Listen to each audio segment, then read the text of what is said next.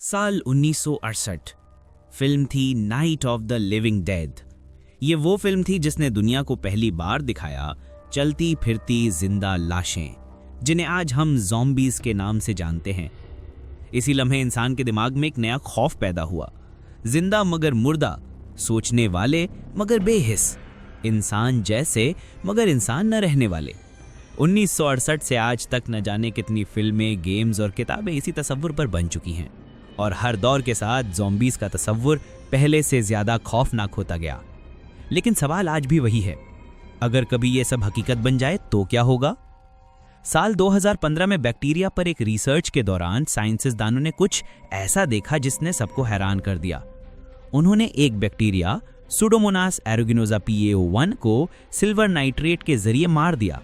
लेकिन जब इस मुर्दा बैक्टीरिया को एक जिंदा कॉलोनी में रखा गया तो एक अनोखा मंजर सामने आया।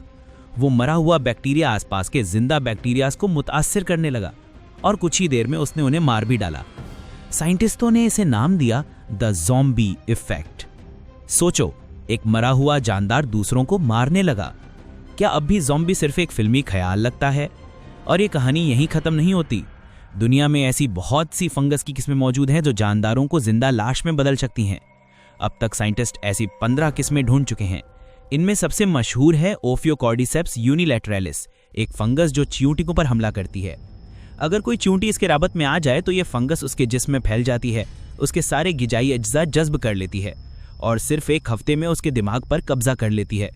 चींटी बेहोश हालत में किसी दरख्त की शाख पर जाकर चिपक जाती है, बिल्कुल ऐसे मकाम पर जहां फंगस के लिए बढ़ने का दर्जा हरारत सबसे बेहतर हो। और जब साइंसदानों ने उन चींटियों का मुताला किया तो मालूम हुआ कि वो तो कई दिन पहले ही मर चुकी थी। ये कुदरत का करिश्मा है या एक भयानक हकीकत? फैसला आपका। हम हमेशा ज़ॉम्बीज को खौफनाक चेहरों वाले अफरीतों की तरह सोचते हैं, लेकिन कभी सोचा है अगर हकीकत में ज़ॉम्बीज होते तो वो कैसे दिखते? ज़ॉम्बी और इंसान में सबसे बड़ा फर्क है एहसास का।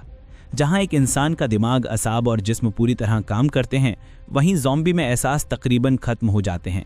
उनका मेटाबॉलिज्म बहुत सस्त होता है, वो खाना हजम नहीं कर पाते, उनका जिस्म गलता रहता है चाहे वो हरकत में ही क्यों ना हो। ऐसा जिस्म जो अंदर से मर चुका हो वक्त के साथ साथ बिखरता जाता है।